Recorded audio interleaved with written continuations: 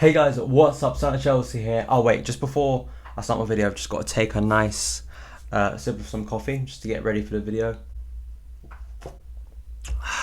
Nice. Okay, so getting on to the review of Chelsea to Arsenal 0. I don't know if I call it a review or an aftermath or something because of course it's been 2 days since the game. I have to say this weekend has been quite kind of ridiculous and quite exhausting in truth. Of course, 100% Chelsea now has passed 7k subscribers and also 1 million views, which is really cool. Also the support to this channel. I mean, it's been quite ridiculous being on 100% Chelsea. You know, all the views to my interview on Saturday, and which, let's be honest, the reason why was because of the Arsenal bus. But seeing all the people to support on Twitter, to support on this channel, the fact that I was giving the opportunity to have a video of Robbie and kind of debate with him and meeting all those guys, really cool. So it kind of shows you, to me, like how far my channel has grown, and I can only thank you guys for that. And yeah, so getting on to kind of match analysis. I know there's been a lot of jokes, especially from me, banter and all that. Arsenal fans are the sort of fans that will now boycott Costa Coffee because of Diego Costa today. That's the sort of fans they are. But let's try and do some actual real analysis of the game, impartial kind of analysis, and looking at the game. It was a very tight game in truth. Looking at team selection, I was quite worried when I saw Ivanovic start. I have to be honest, on form I think we have to be, and I just want to kind of note this. I had an Arsenal fan on Saturday come up to me after the game and go, saying, "Oh, is Ivanovic now world class? Back to world class? Like if my opinion kind of switches between days?" No, it doesn't. Ivanovic, you can go back and watch my Swansea review when people were slating him after that match, and I supported him. 5 matches later, when he was in poor form, I said he's got to be dropped now, like he should have been, and we all agreed that he should have been. But on Saturday, he was put in the team and did a job, and he was captain. He played brilliantly alongside all of the defence. So yeah, he deserves his place in the team now, But I was never like, oh, he's the worst right back I've ever seen in my life. Sometimes we joke, but literally I've never said that. And you can go back and watch my videos. I supported him after the Swansea game. As I said, as his performances got worse, we called for him to get out of the team because he looked like one of the players who wasn't performing. But on Saturday, he steps up and performs. So it's kind of weird now because Baba Rahman played well, but Ivanovic played so well on Saturday. Just really solid, kept Alexis Sanchez quiet and done really well and never looked in danger of getting outrun, which is really good for Ivanovic. And hopefully he can replicate this form in the coming weeks. If he doesn't, then we have Baba Rahman to step in. I think seeing Fabregas in midfield, I was a little bit worried about that because I've said before I think he should play further up the field, but he did a good job. I just think overall, and of course Kurt Zouma man of the match, just the tackle he made to Walcott was absolutely world class. His defending all round was brilliant. The goal was absolutely crucial in the game. But just all round, I think it was a Chelsea-like performance, which I was really proud about and was really happy about because I haven't seen that. The fight, the dedication, being solid at the back, it's all what Chelsea is about, or what we have seemed to lost in the last couple of weeks and months really, since the start of the season and in pre-season. But we've got it back, hopefully now for the rest of the season, and it's really good. And I know there was another point about John Terry not being in the team. I was a little bit surprised to not see John Terry feature in such a big game.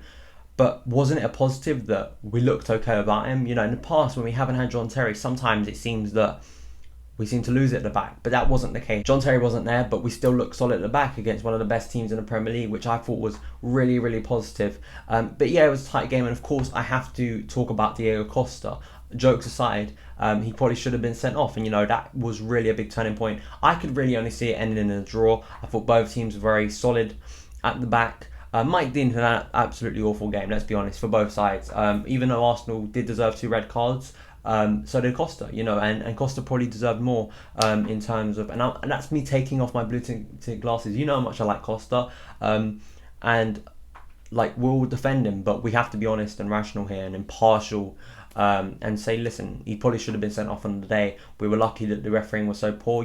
Refereeing has cost us so many games in the past, bad refereeing, but luckily I guess it went in our favour, and it worked out for us because we've had stuff in the past that hasn't gone for us, red cards not being given to opposition players.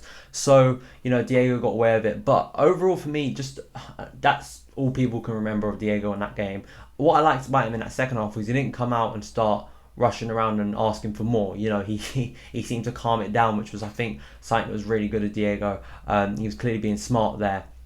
A lot of stuff to be said about Diego. I still think he's a brilliant striker, and I still support him. He probably should have been sent off on Saturday, but Gabriel should have kept his head. You know, Gabriel shouldn't have kicked out to him if I was Gabriel, however you say his name. Should have been more aware of what was happening there. Diego was running up, and I said to Eunice in the preview on Thursday, I was like, listen, yeah, Costa's so good at getting in defenders' heads, and he clearly did it there.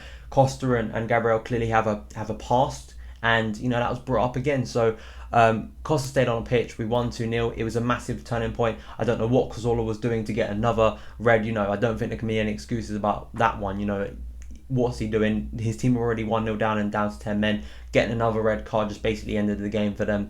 And Hazard went on to score the second. Zouma, what a ball from Fabregas. You know, getting in Zouma, brilliant header. Czech was never saving that. I think I remember in the game, like the moment Zouma got good contact on it and I could see it heading for goal, I was like, that was it, because I couldn't see Czech saving it. And Zouma was absolutely immense, so I'd give it him man of the match in my opinion. So let me know down in the comments who was your man of the match. I think you just have to give it to Zouma, everything that he did. And I like Jose's little slide dig at Wenger saying Costa was man of the match, but I think we all know why he said that. It was to rile up Wenger after Wenger, what he was saying back at Jose. You know, they both have a go at each other, so, you know, it was back and forth. But in truth, if we're looking at the game, I think Zouma was absolutely immense in the game. You know, for someone so young, he's developed so quickly at Chelsea, and for me, he has to be part of that defence. I'm going to keep on saying, that challenge he made against Walcott, I mean, Walcott did absolutely nothing in the game, constantly caught offside. I think Cahill as well was solid at the back. Literally all of the back forwards were really strong on Saturday, and you know, so did Arsenal's, of course. Once they got the red, of course, that made it easier for us, but I was just really happy with our performance and defensively and how we controlled the game after the 1-0, considering we have looked so shaky at the back. So of course it's a massive 3 points. Hopefully we can take this on to the next few games. We've got loads of games coming up. We've got the League Cup on Wednesday, which I'm sure there'll be a lot of rotation. I'm sure John Terry will come back. I'd like to see Loftus-Cheek feature, Kennedy, Traore, you know, players, Falcao, if he's fit, to kind of feature.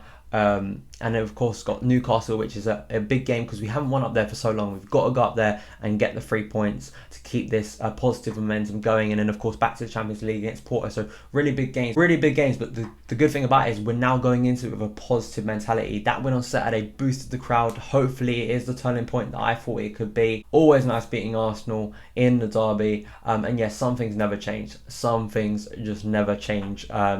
And I mean, I don't know about Arsenal. I think, as I said on Saturday, I mean, banter aside, I think, you know, some of the key players just didn't turn up again. You know, Sanchez, Ozil, and it helped us out again. You know, they look, if I'm being rational to Arsenal fans, I think you look much solid at the back, which is a positive. But of course, the red card kind of changed that. And let's be honest, it was a massive turning point in the game, which went in our favour, luckily for us. But, you know, I think some of the attacking players didn't turn up. I think some of our players did. I think Fabregas looked really good in the middle of the pitch. That was kind of helped when Coquelin went off.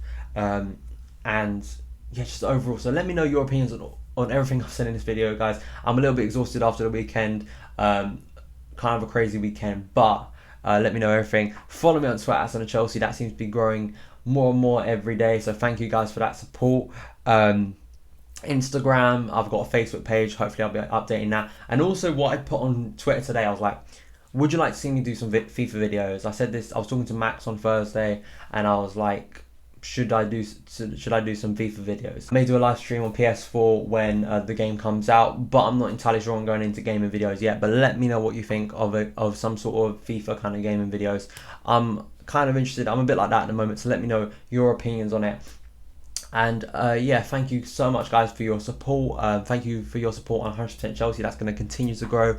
I'm going to continue to be on there. So glad about Saturday's result. Everyone's positive again. So thanks for watching, and yep, I'll see you again.